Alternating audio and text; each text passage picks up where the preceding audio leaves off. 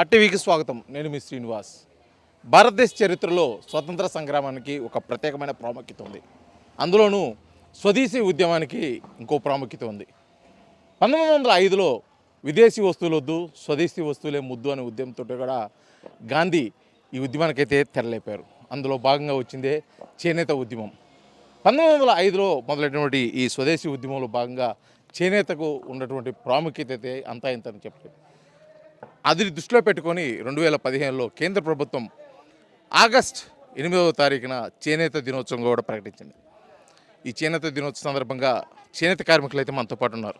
చీరాల్లోని కొన్ని ప్రాంతాల్లో అయితే ఇప్పటికీ మగ్గాల మీద వస్త్రాలను నేస్తూ ఉన్న పరిస్థితి. అసలు వారు ఎంతకాలం నుంచి ఈ చేనేత వృత్తిని అయితే అవలంబిస్తున్నారు, వారికి ఏమనిపిస్తుంది, ఇంకా ప్రభుత్వం నుంచి ఎటువంటి సహకారం ఉంటుంది, ఉంటే బాగుంటుందని కూడా వారు మాట్లాడి తెలుసుకుని ప్రయత్నం చేద్దాం.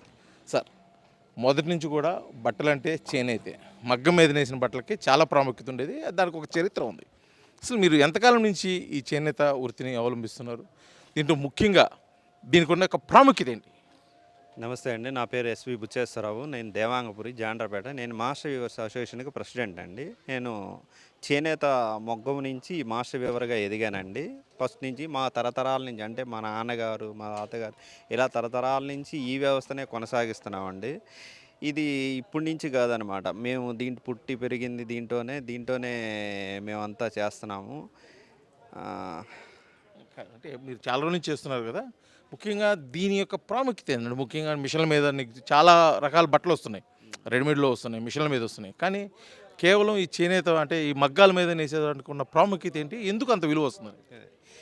ఈ చేనేత వస్త్రం ఏంటంటే అండి, దీని ప్రాముఖ్యత ఏంటంటే ఇది చెమటని పీల్చుద్దండి. మెయిన్ ఇది కాటన్ వాడతారనమాట. మెయిన్ కాటన్ వల్ల ఈ చెమట పీల్చడం వల్ల ఇబ్బంది లేకుండా ఉండిద్ది. అదే పవర్లూమ్ అనుకోండి, ఆ వస్త్రం ఆ పిరమిడ్ యారంతో వాటిలతో తయారవుద్ది. దానివల్ల అనేక చర్మ వ్యాధులు అలాంటివి వస్తాయి అన్నమాట. ఇప్పుడు ఈ చేనేత వస్త్రం వాడటం వల్ల ఈ చేనేత చీర కట్టుకున్న వాళ్ళు చాలా హ్యాపీగా ఫీల్ అవుతారు. ప్లస్ ఈ చెమటను పీల్చడం వల్ల వాళ్ళకి ఏమి ఇబ్బంది లేకుండా ఉండిద్ది అనమాట. చేనేత చీర వల్ల అది మెయిన్గా ఆ ఇబ్బంది అక్కడ ఉండిద్దండి. స్వతంత్ర సంగ్రామం దగ్గర నుంచి తీసుకున్నట్టయితే చీరాలకి చేనేతకి చాలా అవినాభావ సంబంధం ఉంది. ఎందుకంటే చీరాల అనగానే ఇక్కడ చేనేత మగ్గాలు ఉంటాయి, ఇక్కడ చాలామంది దాని మీదే బ్రతుకుతున్నారు, ఎక్కువ వ్యూవర్స్ కూడా ఇక్కడే ఉన్న పరిస్థితి. ఏంటి చీరాలకి ఈ చేనేతకి ఉన్న సంబంధం ఏంటి? ఎందుకు ఇక్కడ ఎక్కువ మంది ఉంటారు?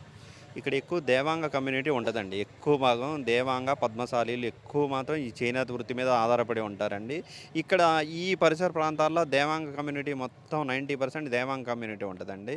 వీళ్ళు ఫస్ట్ నుంచి చేనేతకే, అంటే వీళ్ళు దీంట్లో నుంచే ఈ చేనేత నేతని వేసే చదివించుకోవడం కానీ, అనేక రకాల పెద్ద పెద్ద జాబులు చేయడం కానీ దీని నుంచే, ఈ చేనేత వృత్తి నుంచే చేస్తూ ఉంటారండి.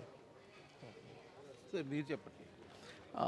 చాలా సంవత్సరాల నుంచి ఇక్కడే చేనేతలు ఉన్నారు, చాలా వర్క్షాప్స్ కూడా ఇక్కడే ఉన్నాయి మగ్గాలు. ఇప్పటికీ ఎంత టెక్నాలజీ డెవలప్ అయినా కూడా చేనేత మగ్గాలు ఇంకా ఇక్కడ చేస్తున్న పరిస్థితి. ముఖ్యంగా ఈ చేనేత మగ్గాలకి మిషనరీ మీద ఉన్న తేడా అయితే చెప్పారు.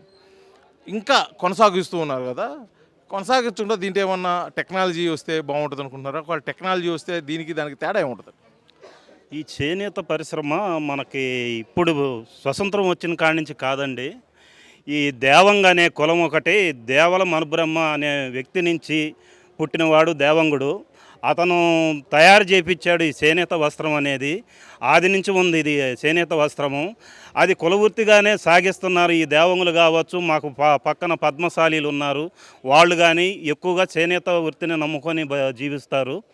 గతంలో నేసే వస్త్రానికి ఇప్పుడు నేసే వస్త్రానికి టెక్నాలజీ అంటే, గతంలో అంతా కూడా కాటనే నేసేవాళ్ళు. ఈ చేనేత వస్త్రం ఒంటి మీదకి వచ్చినప్పుడు మనకి ఎండలో పోతే చల్లగా ఉంటుంది, అది చలికాలం ఎచ్చగా ఉంటుంది. ఈ వస్త్రం ఒక నిర్మాణం అలా ఉంటుంది. అందునుంచి ఏంటంటే చేనేత వస్త్రానికి ఎక్కువగా ప్రాధాన్యత ఇస్తారు. కానీ దీనివల్ల ఏంటంటే ప్రభుత్వాలు మారినప్పుడు చేనేతని కొద్దిగా అసంతృప్తిగా చేస్తున్నారు. దానివల్ల ఏంటంటే చేనేత వృత్తి మార్కెటింగు సరిగా లేక దానివల్ల చేనేతలందరూ కూడా ఇబ్బంది పడుతున్నారు. గతంలో ఈ 2023 ఆ టైంలో మనకి చీరాల ఎమ్మెల్యే గారు వచ్చిన తర్వాత చేనేత మీద దృష్టి పెట్టి దాన్ని ఎలా చేయాలి ఏందనే దాని మీద బాగా ఆయన పట్టుబట్టి దీనికి ఒక చేనేతకి గుర్తింపు ఇవ్వాలి చీరాలకి అని చెప్పేసి చెప్పడం జరిగింది. దాని మీద అప్పుడు కలెక్టర్ గారు మురళీకృష్ణ గారు, మన ఇప్పుడు హ్యాండ్లూమ్ మినిస్టర్ గారు సవితమ్మ గారు వీళ్ళంతా పూనుకొని మన చీరకి కుప్పడం అనే గుర్తింపు జాతీయ స్థాయిలో తేవటం జరిగింది. ఆ తెచ్చిన తర్వాతే మన చేనేతలకి మంచి మార్కెటింగ్ జరుగుతున్నది. ప్రభుత్వం ఏం చేయాలనేది, గతంలో బేల్ నూలు 43,000 రూపాయలు అట్లా ఉండేది, ఈరోజు 90,000 రూపాయలు ధరలు పెరిగిపోయినాయి. పెరగటం వల్ల మాస్టర్ హౌస్ నేర్చడానికి ఇబ్బంది పడుతున్నాడు. అంటే గతంలో ఉన్న ఆదాయం మాస్టర్ హౌస్కి తగ్గిపోయింది. ఈ మెటీరియల్ ఖర్చులు పెరిగిపోయినాయి. ఒక జరీ మార్క్ అనేది మనకి 200 రూపాయలు 270 రూపాయలు ఉండేది, ఇలా 600 700కి స్థాయికి వెళ్ళిపోయింది. అదే నూలు కూడా బేల్ నూలు అంటే మనకి సుమారు అది ఎన్ని ఐడియా లేదు, అది 43,000 42,000 ఉండే బేల్ నూలు ఇవాళ 80,000 85,000కి దాటిపోయింది. దాని మీద అంటే చేనేతలకు పొట్టు 2,500 కాడి నుంచి ఇవాళ 7,000 రూపాయలకి పోయింది. అట్లాగే దానికి వార్పు అని ఉంటుంది, అది 4,000 రూపాయలది 8,000 రూపాయలు పోయింది. చారీ మనకి ఇక్కడ తయారు చేసేది ఎలా ఉంటుందంటే ఒకే సిస్టంగా కొద్దిగా ఉంటుంది. దానివల్ల ఏంటంటే మొన్న మీరు 4,000కి ఇచ్చారు కదా, ఇప్పుడేంది 5,000 చెప్తున్నారనే దానికాడ బిజినెస్ కొద్దిగా తగ్గుతుంది. దాని మీద ఏంటంటే గవర్నమెంట్ దీని మీద సబ్సిడీ, నూలు మీద, ఈ జరీ మీద, ఇతర పొట్టు మీద కూడా సబ్సిడీ, లేదంటే మాస్టర్ హౌస్కి లేదా మగ్గవాళ్ళకి అనుబంధం అయ్యి వాళ్ళని ఎంతమంది ఏమి తయారు చేస్తున్నారు, వాళ్ళకి ఎంత కావాలనే దానికి సబ్సిడీ కల్పిస్తే చేనేత పరిశ్రమ చాలా బాగుంటుంది. దీనికి డిమాండ్ ఎలా ఉంది సార్? అంటే మీరు ఎన్ని చెప్తున్నారు, పూర్వకాలం నుంచి చేనేత మీద బతున్నారు, ఇప్పటికీ కొన్ని కుటుంబాలు ఉన్నాయి. అంటే మార్కెట్లో డిమాండ్స్, అంటే ఈ చేనేత వస్త్రాల మీద డిమాండ్ ఎలా ఉందంటారు? అలాగే ఉందా, లేకపోతే తగ్గిపోతుందా, లేకపోతే కొత్తగా ఏదైనా ఆలోచిస్తున్నారు? డిమాండ్ అయితే బాగానే ఉందండి. కాకపోతే ఏంటంటే ఈ మగ్గాలు తగ్గిపోవటం అనే కారణం ఏంటంటే గతంలో చేతి నిండా పని ఉండేది, ఈరోజు అంత పని లేదు. పైపెచ్చు ఏంటంటే 83 84 టైంలో ఇక్కడ చేనేత వృత్తి చేసేవాళ్ళు ప్రతి ఒక్కరు కూడా ఆకలి సాగులు అని చెప్పేసి విపరీతమైన విధానాలు వచ్చినాయి. ఆ రోజుల్లో అట్లా రావటం తర్వాత మళ్ళీ కొన్ని గవర్నమెంట్లు వచ్చిన తర్వాత కొద్ది పరిస్థితులు మారిన తర్వాత మళ్ళీ చీరలు వచ్చినాయి మనకు. అంతకుముందు వచ్చేసి మెటీరియల్ జాకార్డ్ అని నైజీరియా ఇటు పంపించేవాళ్ళు మన సరుకు. అప్పుడు గవర్నమెంటు మనకి ఈ చేనేతకి సబ్సిడీ ఇచ్చేది. ఇంత బిజినెస్ ఫారెన్ పోయినప్పుడు దానికి ఎంత 20% సబ్సిడీ ఇచ్చేది. గవర్నమెంట్ ఆ సబ్సిడీ ఎత్తేసిన తర్వాత ఈ జాకార్డ్ బిజినెస్ పూర్తిగా దెబ్బతినిపోయింది, నేసేవాళ్ళు లేరు. ఆ తర్వాత చిన్న పట్టి మార్పు అని చెప్పేసి అమెరికా సెట్టింగ్ అని చెప్పేసి ఇట్లా వచ్చిన తర్వాత మనకి చీరాల్లో శారీస్ బిగినైన కాడ నుంచి బిజినెస్ బ్రహ్మాండంగా ఉంది సార్, బాగానే ఉంది. కానీ మెటీరియల్ రేట్లు విపరీతంగా పెరిగిపోవటం వల్ల మాస్టర్ హౌస్ తక్కువ అవుతున్నారు. గతంలో మొన్న 2014 నుంచి 2019 వరకు మాస్టర్ హౌస్ దాదాపు 20 మంది ఆత్మహత్య చేసుకొని చచ్చిపోయారు సార్. ఏంటంటే మార్కెటింగ్ లేక, కరోనా రావటం వల్ల ఇలాంటి ఇబ్బందులన్నీ చాలా ఎదుర్కొని ఈ కొంతమంది వ్యాపారస్తులు దివాళా ఎత్తారు సార్. మీరు చెప్పండి, ఇక్కడ చుట్టుపక్కల ఎక్కడ కూడా పత్తి పండే పరిస్థితి లేదు.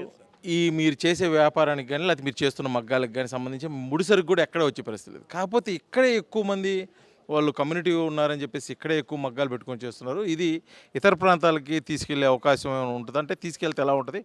ఎందుకని ఇక్కడి నుంచి కదలించుకుని ఓన్లీ చీరాల ప్రాంతం, ఇలా జాండ్రపేట ఈ ఏరియాలోనే ఎక్కువ ఉంచాల్సిన పరిస్థితి ఉంది?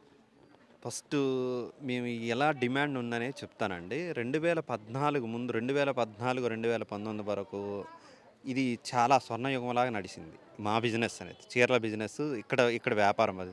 తర్వాత 2019 నుంచి 2023 వరకు చాలా ఇబ్బంది. అంటే కరోనా, అప్పుడు గవర్నమెంట్ దీని మీద ఇది పడటం, ఒక చేనేత నేత నా హస్తం ఒకటే ఇవ్వటము, అంతకుమించి ఏమి చేయకపోవడము, దానివల్ల కొద్దిగా ఇబ్బందులు పడ్డాం. తర్వాత అమరావతి ఇది ఇక్కడ చూపెట్టిందండి. ఇంతకుముందు అమరావతి వల్ల మనకేంటి లబ్ధి అనుకునేవాళ్ళు. అమరావతి ఉండటం వల్ల ఏమైందంటే మాది మంగళగిరి బిజినెస్ మొత్తం హైదరాబాద్, ఇంతకుముందు హైదరాబాద్ మార్కెటింగ్ చేసేవాళ్ళం. ఆ బిజినెస్ అంతా మంగళగిరికి వచ్చిందనమాట. మంగళగిరి ఈ పరిసర ప్రాంతాల్లో అంతా బిజినెస్ బాగా డెవలప్ అయిపోయింది. దానివల్ల కూడా మాకు బాగా డిమాండ్ పెరిగిపోయిందనమాట. ఇప్పుడు మా ఈ ఎమ్మెల్యే గారు వచ్చిన తర్వాత మమ్మల్ని ఇక్కడ వ్యవస్థ ఉంది కానీ దీనికి బ్రాండ్ అనేది లేదు అనేసి కుప్పడం అనే రకానికి జాతీయ స్థాయిలో గుర్తింపు తెచ్చారు. ఆ గుర్తింపు దానివల్ల ఏమైందనంటే దానివల్ల విపరీతమైన డిమాండ్ వచ్చింది. అంటే గూగుల్‌లో దాన్ని సెర్చ్ చేయడం వల్ల, అంటే కుప్పడం అంటే ఇంతకుముందు చెన్నై, తమిళనాడు ఏదో ఊరు అనుకునేవాళ్ళు. ఇది కుప్పడం అనేది శారీ పేరు అని చెప్పి సెర్చ్ చేయడం వల్ల విపరీతమైన డిమాండ్ పెరిగింది. ఇంకా నెక్స్ట్ ఇక్కడ పత్తి పండకపోయినా కానీ ఇంత డిమాండ్ కారణం ఏంటంటే ఇక్కడ వ్యూవర్స్ ఉన్నారు, ప్లస్ దానికి వనరులు ఉన్నాయండి. మెయిన్ వనరులు ఉన్నాయి. అందువల్లనే ఇక్కడ ఈ బిజినెస్ చేయడానికి కారణం అనమాట. ఇక్కడ వ్యూవర్స్ ఎక్కువగా ఉండటానికి ఈ పరిశ్రమను, అంటే ఇక్కడ టెక్నాలజీ అంతా ఇక్కడ ఉందండి. సార్ మీరు చెప్పండి, ఇప్పుడు దాకా కొన్ని సమస్యలు కూడా చెప్పాడు. చేనేత దినోత్సవ సందర్భంగా రేపు ముఖ్యమంత్రి నారా చంద్రబాబు నాయుడు కూడా ముఖ్యంగా ప్రత్యేకించి ఈ ప్రాంతానికి వస్తున్నాడు, చీరాలకు వస్తున్నాడు. మీరు మీ చేనేత కార్మికుల తరఫు నుంచి చంద్రబాబు నాయుడు ముందు ఏదైనా సమస్యలు ఉంచదలుచుకుంటే ఎటువంటి సమస్యలు ఉంచుతారు? చేనేత జాతీయ దినోత్సవ సందర్భంగా నారా చంద్రబాబు నాయుడు గారు మన చీరాలు రావటం, మన చేనేతల గురించి మా చేనేత సోదరుల తరపున ధన్యవాదాలు తెలుపుతున్నాం. ఇక్కడ చేనేతలకి సమస్యలు అనేది ఏంటంటే, చేనేతలకి నూలు ధరలు తగ్గింపు చేసి మాస్ డ్రైవర్స్కి అనుకూలంగా పొట్టు ధరలు ఇవన్నీ తగ్గిస్తే కొంతవరకు సబ్సిడీ రూపంలో కానీ మా గవర్నమెంట్ ఏ నిర్ణయాలు తీసుకుంటుందో మనకు అంత అవగాహన లేదు. పట్టుదారులు బాగా తగ్గితే గతంలో 3,000, 3,500 ఉన్న పొట్టుని కనీసం 4,000 రూపాయలకి తేగలిగితే గవర్నమెంటు, చేనేతలకి చేతి నిండా పని ఉంటుంది. నెలకి 30 రోజులు పని చేసుకుంటారు, వాళ్ళ జీవనోపాధి బాగా పెరుగుద్దని చెప్పేసి నేను ఆశిస్తున్నాను. ఇది మొత్తానికి జాతీయ చేనేత దినోత్సవ సందర్భంగా ఇక్కడ చేనేతలు అయితే తమ మనోభావాన్ని అయితే తెలియజేస్తున్న పరిస్థితి అయితే కనిపిస్తుంది. రేపు చంద్రబాబు నాయుడు ఈ ప్రాంతానికి వస్తున్న సందర్భంగా కూడా తమ సమస్యలు కూడా చంద్రబాబు నాయుడు దృష్టికి తీసుకెళ్తాం. ముఖ్యంగా రాష్ట్ర ప్రభుత్వం నుంచి కావాల్సిన వనరులతో పాటు సబ్సిడీలో కావాల్సిన ముడిసరుకు కొనుక్కునే అవకాశం కానీ కల్పిస్తే మరొకసారి చేనేతలకు స్వర్ణయుగం మళ్ళీ ప్రారంభమవుతుందని చెప్పి కూడా వారైతే ఆశాభావం వ్యక్తం చేస్తున్నారు.